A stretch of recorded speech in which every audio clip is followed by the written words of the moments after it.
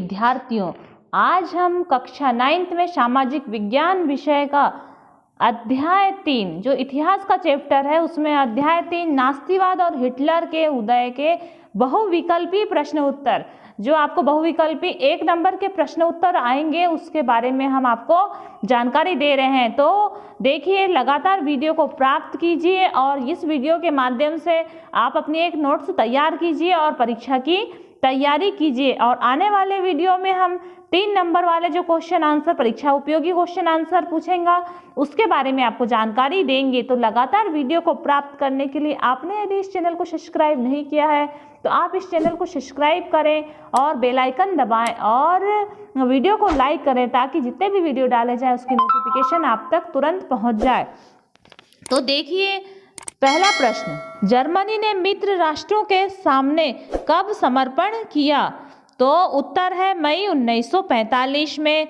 Walk street exchange कहाँ स्थित है? तो वॉक स्ट्रीट एक्सचेंज अमेरिका में स्थित है। 1932 में बेरोजगारों की संख्या पहुंच गई थी, तो ये 60 लाख तक पहुंच गई थी। फिर देखिए, हिटलर ने चांसलर का पद कब संभाला? हिटलर ने चांसलर का पद 30 जनवरी 1933 को संभाला। विशेषाधिकार अधिनियम मतलब इनेबलिंग एक्ट किस वर्ष पारित हुआ? तो 3 मार्च 1933 को। हिटलर ने सोवियत संघ पर कब आक्रमण किया?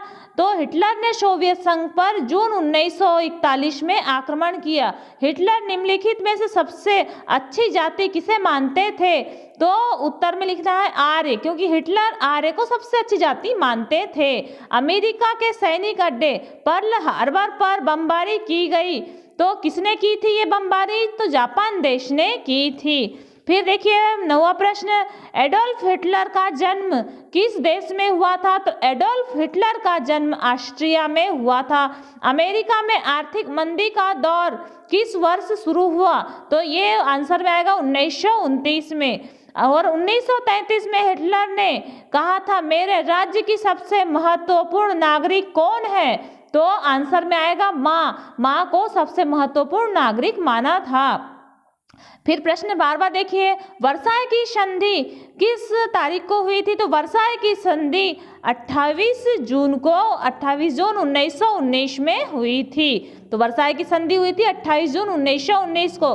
दूसरे विश्व युद्ध की शुरुआत कब हुई थी? तो दूसरे विश्व युद्ध की शुरुआत सितंबर 1939 में हुई थी। फिर अब जर्मनी ने अपने आप को किससे अलग कर दिया था? तो जर्मनी ने अपने आप को लीग ऑफ नेशनल से 1933 में अलग कर दिया था। प्रथम विश्व युद्ध कब प्रारंभ हुआ? प्रथम विश्व युद्ध 1 अगस्त 1914 को प्रारंभ हुआ था। यूरोप में मित्र राष्ट्रों की विजय किस वर्ष हुई? तो यूरोप में मित्र राष्ट्रों की विजय 8 मई 1945 को हुई। हिटलर के सबसे बड़े शत्रु कौन थे? तो हिटलर के सबसे बड़े शत्रु साम्यवादी थे। जर्मनी ने पोलैंड पर आक्रमण किस सन में किया? तो जर्मनी ने पोलैंड पर आक्रमण 1939 में किया। क्वेश्चन है, जर्मन संसद का नाम क्या था? तो जर्मन संसद का नाम था राइखस्टाग। वाइमन गणराज्य की स्थापना कब हुई? वाइमन गणराज्य की स्थापना 1918 में हुई। मेन कैंप के रचनाकार कौन थे? तो मेन कैंप के रचनाकार एडोल्फ हिटलर थे। और एडोल्फ हिटलर की और एक पुस्तक है मेरे संघर्ष।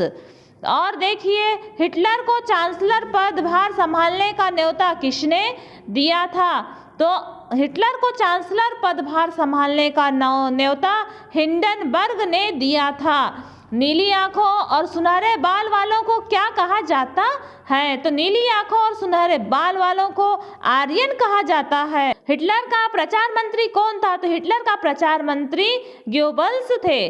नास्तियों द्वारा गैस चैम्बर को क्या नाम दिया गया था? तो नास्तियों द्वारा गैस चैम्बर को संक्रमण मुक्त क्षेत्र कहा गया था, जहां पर नास्तिवादी लोग यहूदियों को एक चैम्बर में डाल देते थे और वहां पर विषैली गैस प्रारंभ कर दी जाती थी, जहां पर यहूदियों की मृत्यु हो जाती थी। उसे संक्रमण मुक्त क्षेत्र कहा गया। फिर हम देखते हैं नास्तिवाद का जन्म किस राष्ट्र में और किसके नेतृत्व में हुआ। तो नास्तिवाद का जन्म एडोल्फ हिटलर के नेतृत्व में जर्मनी में हुआ था। तो किस राष्ट्र में? तो जर्मनी में, और नेतृत्व एडोल्फ हिटलर। नाजियों की बाइबिल किस पुस्तक को कहा जाता था?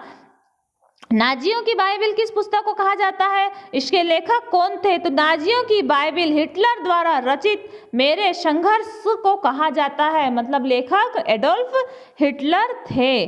फिर देखिए दुनिया का सबसे बड़ा शेयर बाजार कौन सा है और वह कहाँ स्थित है?